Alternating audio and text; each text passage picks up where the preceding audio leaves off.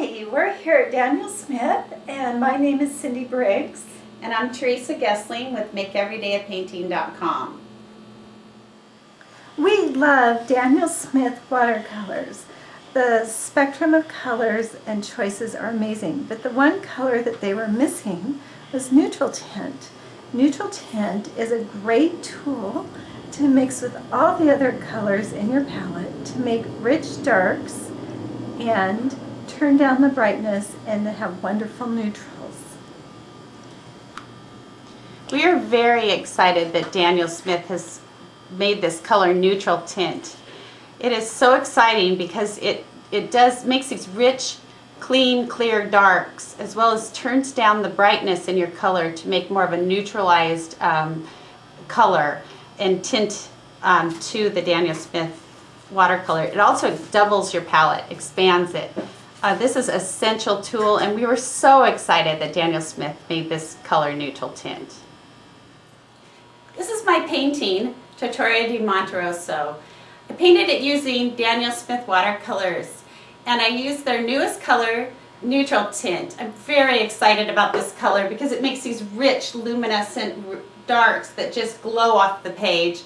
And I can't wait to show you how it's done, so keep watching and you'll see. Daniel Smith makes some really neat colors with this. I'm going to use again the quinacridone rose and some of the same colors I used below, the new gamboge.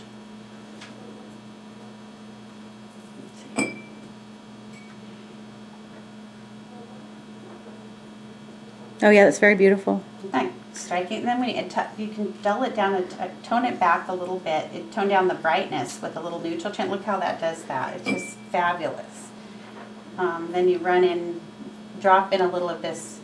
I think quinacridone gold will be good in here too. It'll give a nice glow. And then just run it underneath, and then that green apatite and a little bit of the neutral tint. Green apatite right in here. Just really great with a little bit of that neutral tint in there to just tone down that brightness, but you'll still get that nice glow. Yeah, it's true, it's very luminous. If you want a little more glow, you can take a little bit of rich green gold into there to get a little more yellow. See the little yellow that's happening. And keep dropping other colors in. It makes the painting a little more interesting, a little more of that reflective pink in there from the quinacridone. I'm going to do the same thing over here.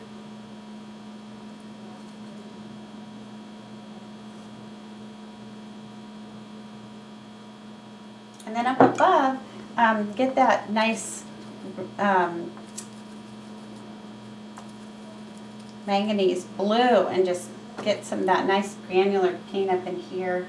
Just kind of give a nice teal glow. Knock it back up in this area with some neutral tint again. Neutral tint just expands your palette. It's great. It just adds that much more to the Dan Smith paints I already have. I'm gonna get a little of that pyrrole orange in there. Just really fun.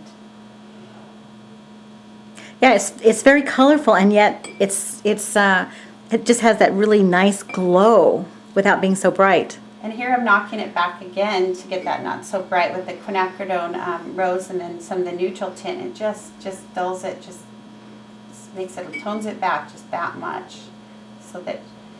And you can also, if your colors are too bright at the very beginning, you can do a whole wash of a little bit watered down neutral tint and go over the whole thing, and it'll dull, knock that back. Like a glaze? Glaze right over the top. So, and this Trattoria, I'm just going to put some of the quinacridone gold down here and a nice warm. I want this light to glow, so I'm leaving some of the light there. But I've got that, and I'm going to use some of the rose right in there. I have a little neutral tint that's mixing in from my lettering. Ooh, I think I use a little blue.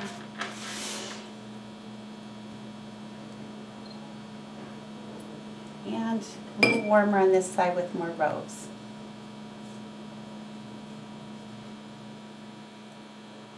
It's almost done. I mean, that's a really beautiful. quick way of achieving the effect. A little paper towel, you can get a little more.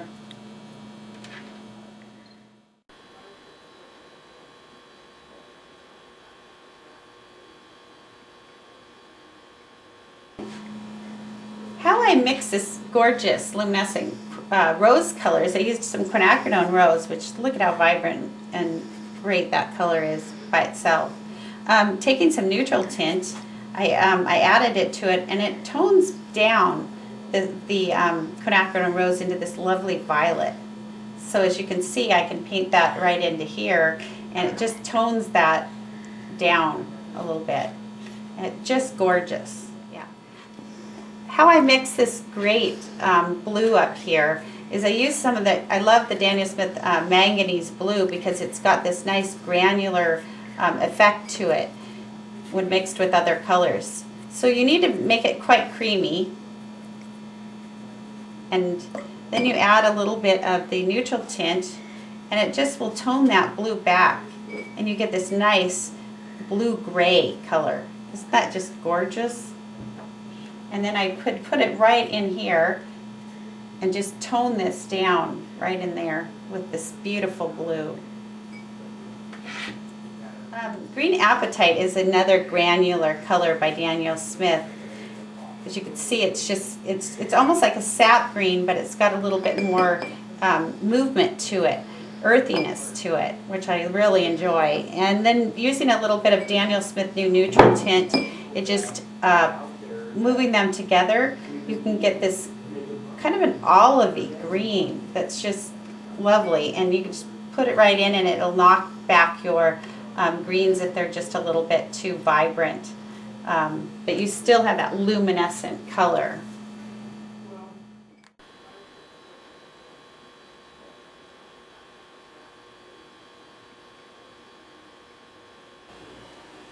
Thank you for joining us here at Daniel Smith, and we hope that you will add neutral tint to your palette too. I am Theresa Goesling.